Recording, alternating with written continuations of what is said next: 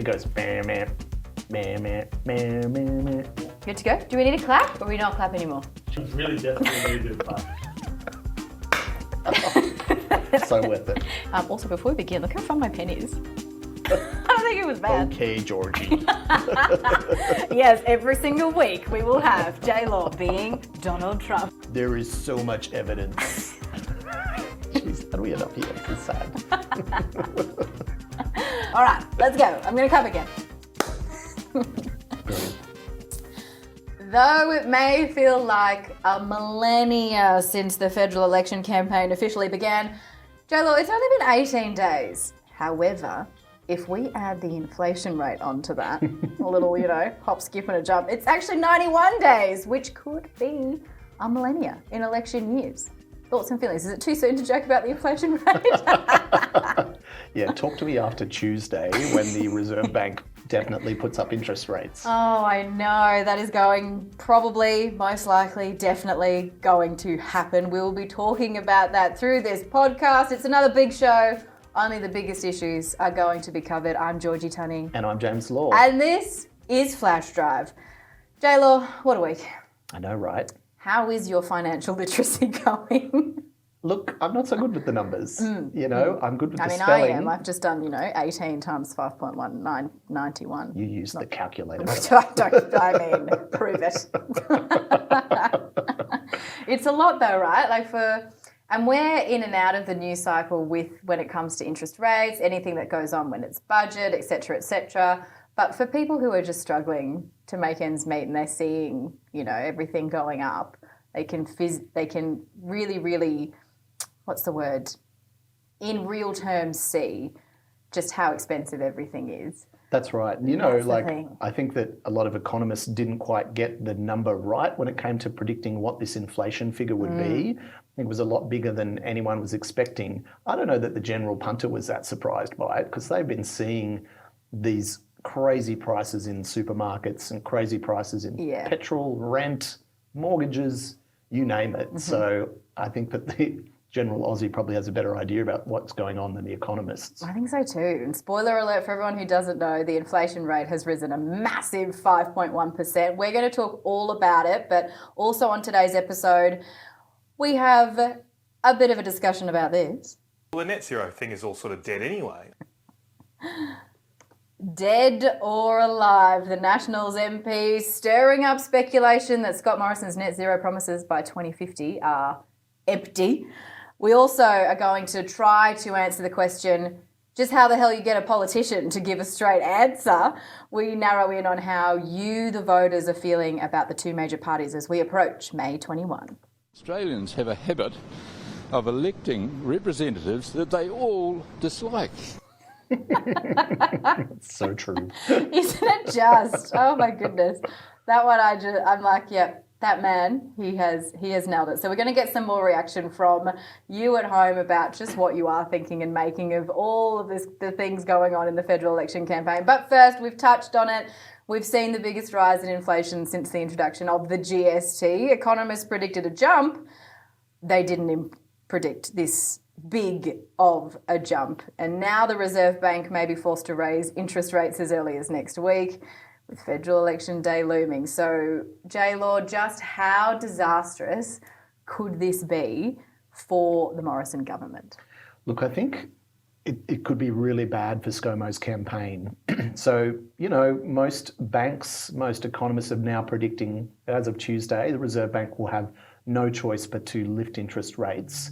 The last time that happened during an election campaign was when John Howard went against Kevin Rudd. And we all know how that turned out. Kevin 07. Kevin 07. I don't know that was just the one thing that did Johnny in, but it certainly was a contributing factor. What this big issue around the inflation rate and the potential rise in interest rates does is it undermines the coalition's position that it likes to put itself in as being the best managers of the economy. Yes. But we're in this situation where we're staring. I mean, if the interest rates don't rise on Tuesday, they definitely will by June. So, and that's not going to be the end. They're going to continue to rise, we think, for the best part of 2 years. Our debt is off the charts. We haven't had a balanced budget since God knows when. And, you know, a lot of these economic pressures are probably only going to get worse. So I think it makes it a little bit harder for the coalition to go out there and say, we're the best at managing money. They are saying, though, well, one, they're maintaining that, right? That's their statement. That's what they are basing their whole campaign off, essentially. But they are also saying that really, at the moment, given the world circumstance and the geopolitical setting, an inflation spike was unavoidable. This was Scott Morrison on Sky News earlier. There is a war in Europe. There are global inflationary pressures. It is true that Australia's inflation rate is lower than in Europe and the United States and even in countries like New Zealand. They're all just facts.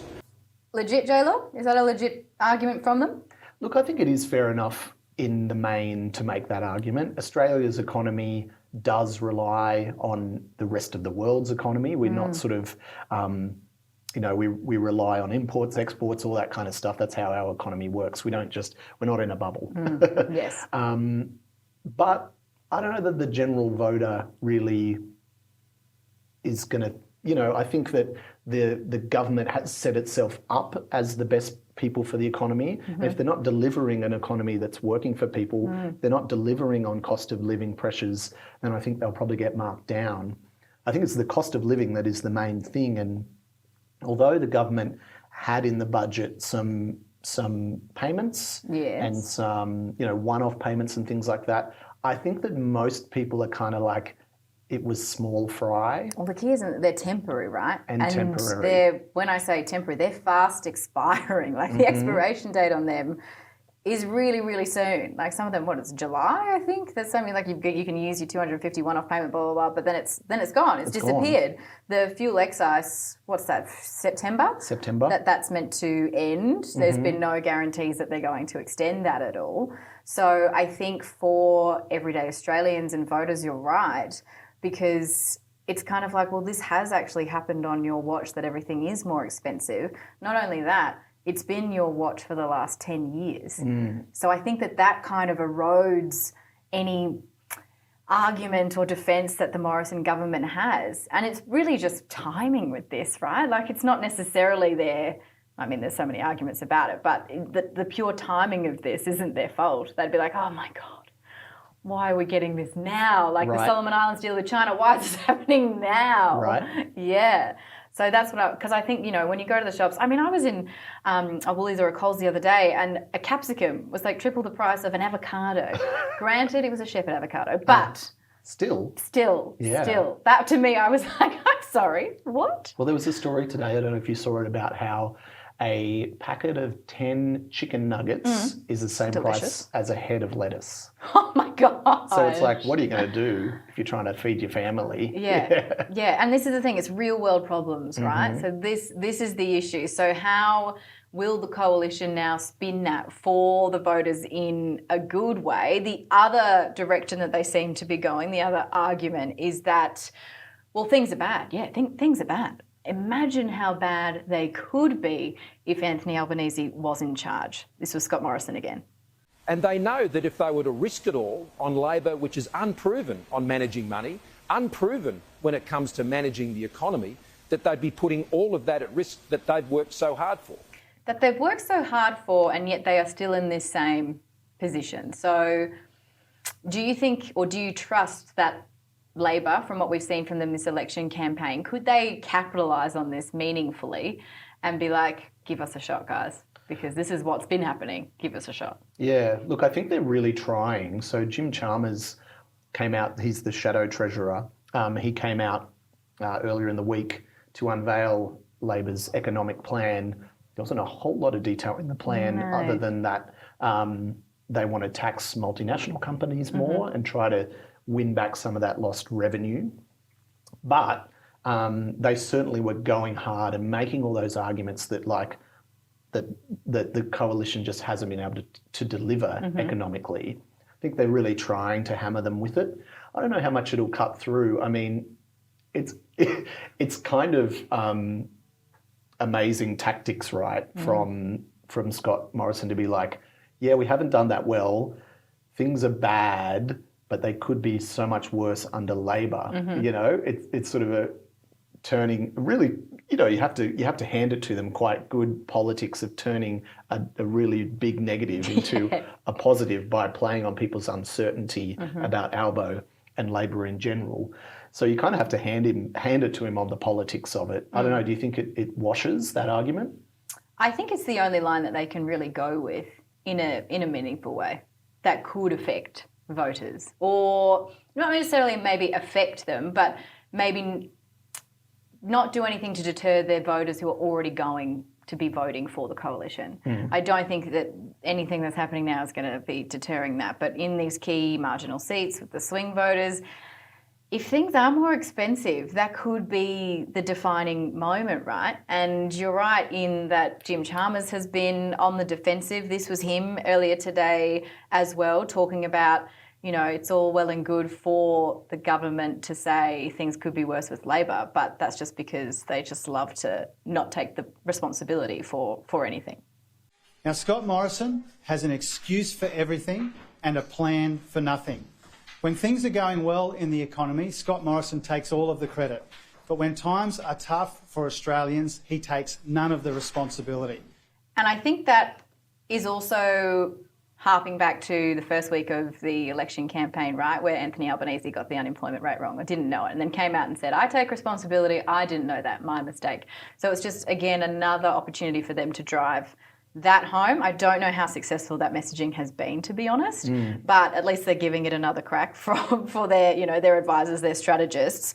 Albo did tweet today, because he is still in isolation with COVID at the time of this recording. It says, a Labor government will ease cost of living pressures, cheaper childcare for families, cheaper power bills, and getting pay rising again. You talk about the Shadow Treasurer not having too much detail when it comes to how they will affect those changes or those suggestions that they want to do. And I just don't see from either major party how wages will grow.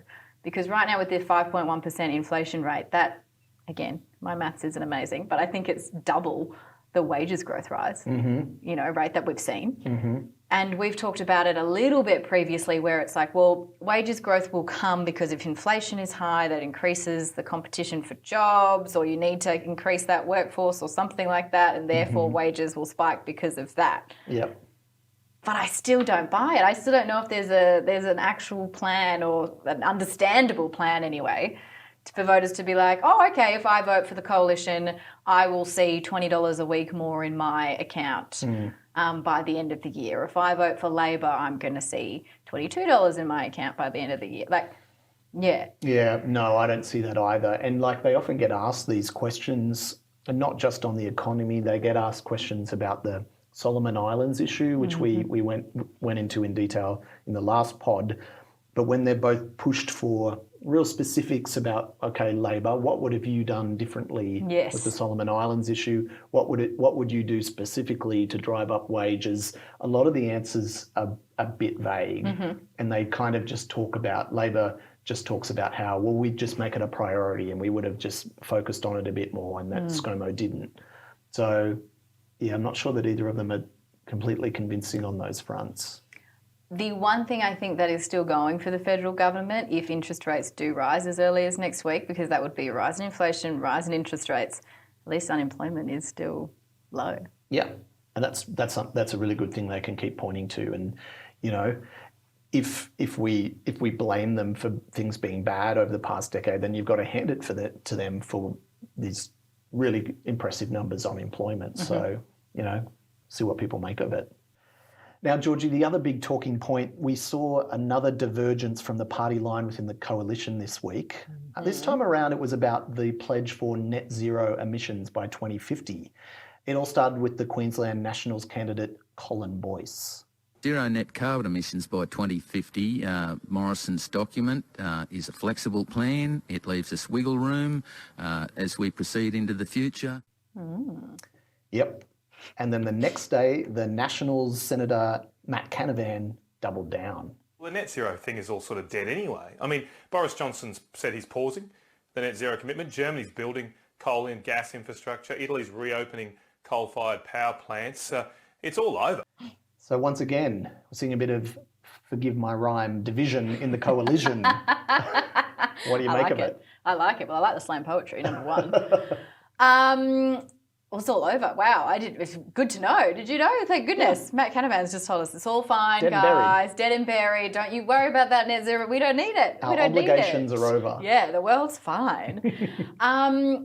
I think that this would be annoying for the Prime Minister this week because, the start of the week, they wanted to switch things up and maybe move the discussion away from national security in the Solomon Islands, which arguably they've not nailed given that security deal. So I think they want to turn the attention, the media's focus away from that. And they're like, what else are we great at? Jobs, economy. Amazing. However, then we had the inflation rate. So that's also gone a little bit pear-shaped. But they haven't been able to nail that message even before the inflation rate came out because then they had to spend the day defending the net zero net zero emissions by 2050. The plan that is not legislated from the coalition because a senior Nationals senator, came down. I don't think it would be so much of an issue if it was just Colin Boyce. I think the fact that Matt Canavan got involved made it a far bigger issue. Yeah, and he's like a go-to person for a lot of the TV networks. He shows up on Sky, he's on Channel 9, he said this on the ABC. So he's like quite a sought-after spokesperson for the government. And for me, I think what this exposed is that there still is a big section of the coalition that simply does not believe in net zero by 2050. And that can be really bad for the coalition because of the way that they're fighting for their lives in a lot of these teal seats. Yes. And so for people who don't know, this is like some of the affluent seats in Sydney and Melbourne and elsewhere that have been forever in Liberal hands, but are now under real threat from independent candidates who are really mostly campaigning on the need for better climate action. Yes. So, people are thinking about, in these seats, should I vote for this independent or the coalition, who we now know there are members of its party that doesn't really believe in this and is hoping they will never have to follow through on this promise. I think that could be quite damaging. And we know that Scott Morrison and Josh Frydenberg, the Treasurer, lots of senior Liberal MPs, it's fair. I know Barnaby Joyce came out as well, but in very, very staunch assertion that no, net zero by 2050 it's happening. It's definitely happening. That is concrete, but it's still not legislated. Yeah. And so for people within your own party to also say these things too, and I know that Matt Canavan, he is part of a big coal electorate. I think that's a big issue for his people. Certainly. And I think that so for him, it's not losing him any support or any voters, but it just makes that, you're right, the fight for the marginal seats, the fight against the independents, because according to both major parties, the worst thing that could possibly happen is that there would be a hung parliament right now. Yeah. Because they both refused to be doing any deals with any independents, which we know would say that is not true. It will not be the case if there is a hung parliament. But I think it's just something that Scott Morrison would not need this week. Yeah, I know. Just doesn't need it. And I wonder what that would be like. You're just there, you wake up, and you've got someone, PM, Canavan's been saying some things. And he's like, okay, what are they? And it's like, he says that the net zero emissions by 2050 is dead. And you're like, oh no! Like, of all the issues, of all the things that he just doesn't want people to be focusing on right now. But, it's the coalition, right? And I think more so than Labor, the coalition can do a different dance in different seats, right? Yeah. Because it likes to say it's a broad church. It's two parties combined. Yeah. I think it can much easier get away with saying one thing to regional Queensland and another to inner city Melbourne in a way that Labor can't. Because if Labor does that sort of thing, it's a bit more like, what do you really believe? Yeah, so it's like you are a divided party. Hang on a second. Yeah. Where the coalition is kind of upfront about saying we don't all agree all the time and we figure it out. Where Labor tries to sort of all be on the same song sheet a bit more. I think as well this issue isn't great, or the timing of it for the coalition, just because of, and we've talked about it before, but just how in the lead up to the election campaign, throughout the election campaign, there has been so much attention on the inner workings of the Liberal Party, the National Party, how they all delve into, and the interfactional wars that are going on as well. We had that with the Labor Party too, Sure. to be fair. But I think that the spotlight has once again turned to that. And it's just hard for Scott Morrison to keep swimming upstream against all of this within his own party is the annoying bit, is the hard bit for him. Do you think if we broaden this discussion out then, if we look at both the coalition and we look at Labor in terms of the teams of them, so not necessarily Anthony Albanese because, he's been out of the spotlight really for the last week because of COVID, and Scott Morrison, how are the teams stacking up, do you think? The support players, are they doing their roles well, and who's doing better than the other? Well, I think it's been really interesting having Albo out of action for the past week. He did a couple of media appearances. He showed up on Ray Hadley where he got hammered. Yes, yes. And in a couple of other places. But he's been pretty quiet in the main. And what this has meant is that a lot of his lieutenants have had the floor. So we've seen much more of Jim Chalmers, who I think is a good performer. Jason Clare has come out of the gates. People are like, who's this fella? Yeah, I've had so many people ask me, hang on, where'd this guy come from? Why isn't he the leader? Right. And he was even asked that, during his, he had this press conference and one of the journalists was like, you've done pretty well here. Yeah. Are you the leader we deserve? Yeah. So, I mean, I get it. And then, we've also seen much more of Penny Wong going out on the offensive about Solomon Islands. So I think it's actually been a positive in some ways for Albo to take a back seat and for us to see the other people. It's kind of also, shaken things up a bit. These campaigns can get monotonous when you're just seeing... As we know, it's been going for millennia. Right, and you're just seeing them say the same crap every other day. Yes. So I think that's been kind of good. But, we watch it probably a lot more closely than others. So who knows? Scott Morrison, what do you think? How do you think they're going and his lieutenants are going? I think it's been more interesting who we've not seen. So Barnaby Joyce, we've not seen too much of him. He's the Deputy PM, the Nationals leader. And, I mean, he was rolled out with Scott Morrison yesterday, I think it was yesterday or earlier this week, to tackle the net zero emissions by 2050 saga and be like, no, we're united, we know what we're doing, that's still the plan. So it's interesting because I don't think I've really heard from him much. It's certainly not in the same way that, and I know that COVID's played an issue, but certainly not the same way that we've seen Jim Chalmers, for instance. Josh Frydenberg's been, I would say, a little bit quieter than I was expecting, like post-budget, post-first week of the campaign. But I think that that's more so because he has to worry about his own seat. Exactly. So that's where his attention is.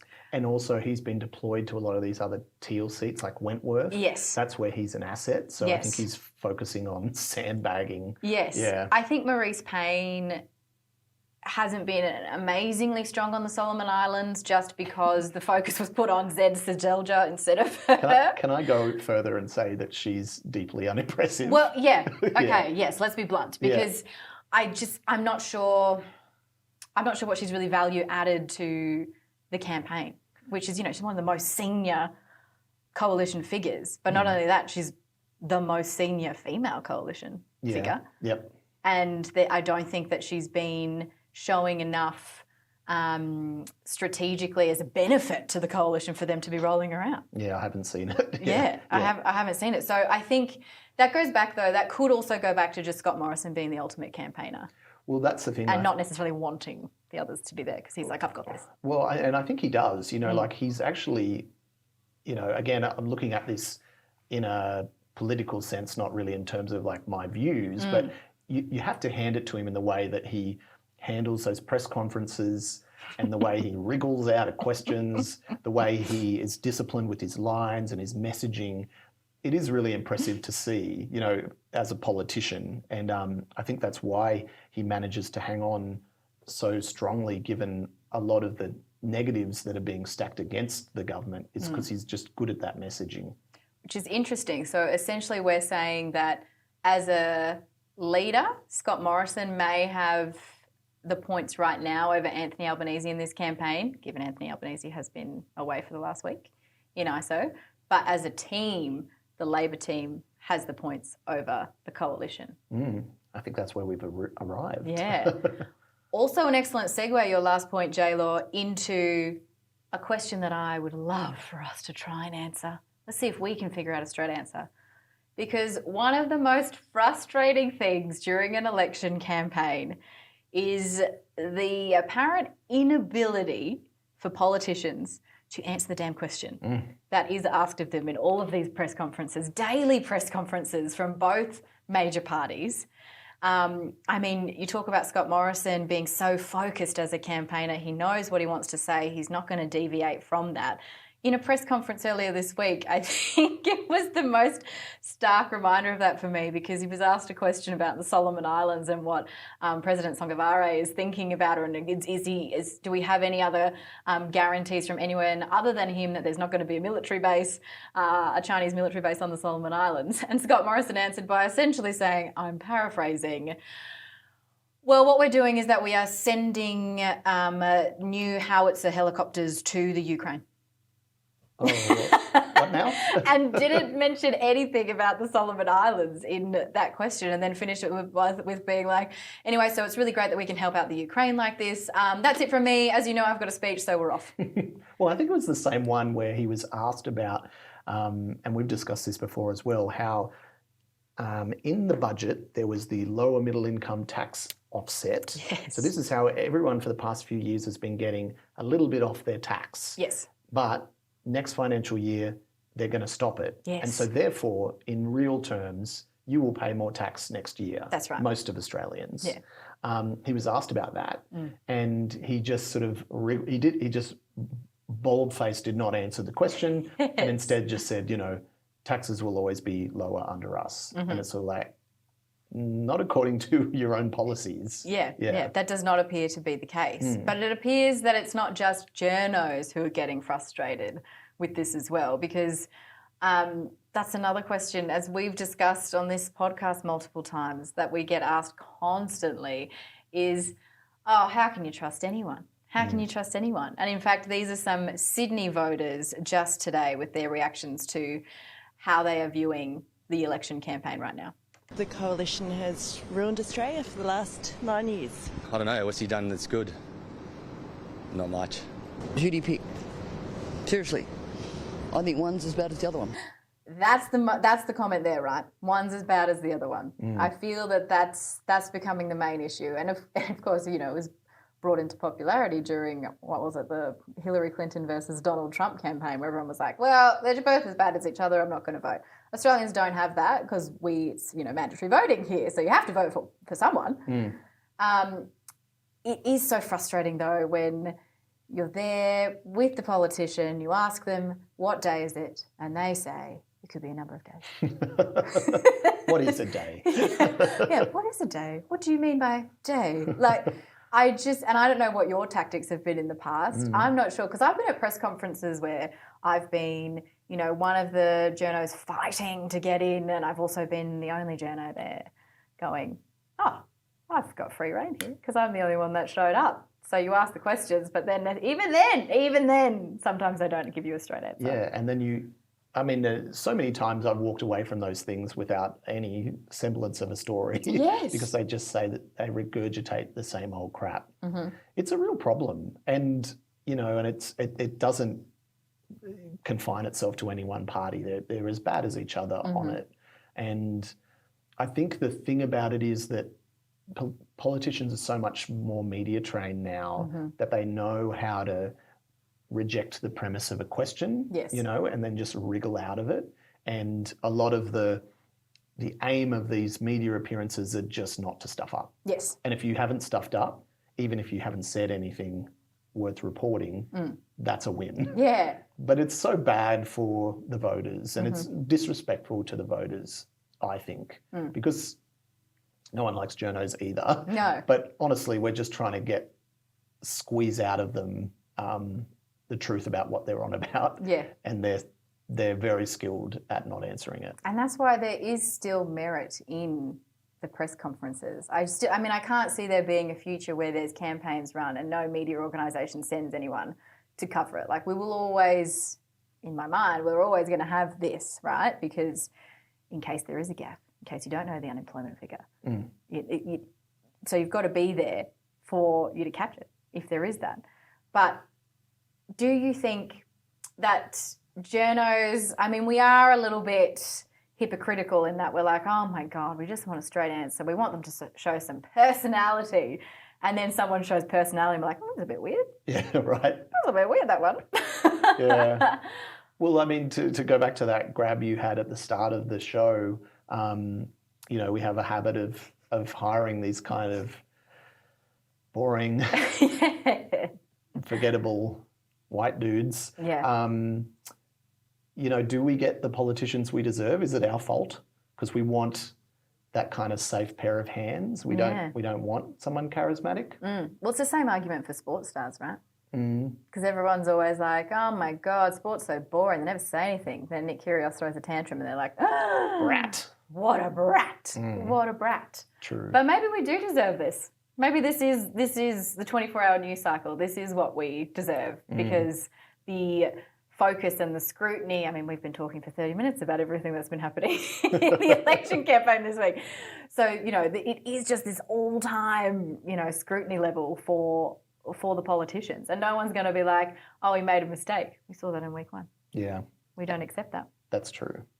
Oh, it's our fault. I know. It's our fault. Sorry, guys. Oh, no. Damn us, journos. Damn us. We're just trying to help. We're trying to get the answers that you deserve. But I don't know. I'm not sure if... Do you think that we could maybe see... So is there anyone coming in the next 5 years that could shake things up? I can't... No, I don't have one name in politics that could... That may be that person to break through. I'm not too sure. Well, this is the thing, I think. And this is what... To go back to what we were saying, I think, you know, you talk to people and you try to get a sense of who they're going to vote for, what they care about, and they're just like, oh, yes. Change the subject. Yeah. So good luck, politics and journalism. Jeez, how do we end up here? This is sad. Let's turn around, JLaw. Let's make people a little bit more optimistic, maybe, about the world. What can we be looking forward to consuming on Flash this week, the platform for which we both work? Yeah, so there's a big ticket new show that's on Flash called Piers Morgan Uncensored. Oh. So Piers Morgan, he's like one of the most controversial broadcasters in the world. Very controversial, yes. He picks fights with Meghan Markle. Yes. He's anti-woke. Love that phrase. You know, he's that kind of guy. And he's got this blockbuster new show, and we kicked it off with a explosive interview with Donald Trump, where, you know, he really took Trump to task, especially over Trump's views on the election being stolen. And Piers really just ripped him to shreds on having no evidence for that. Did he get any answers? Straight answers? Well, he got Trumpian answers. There we go. Yeah, okay.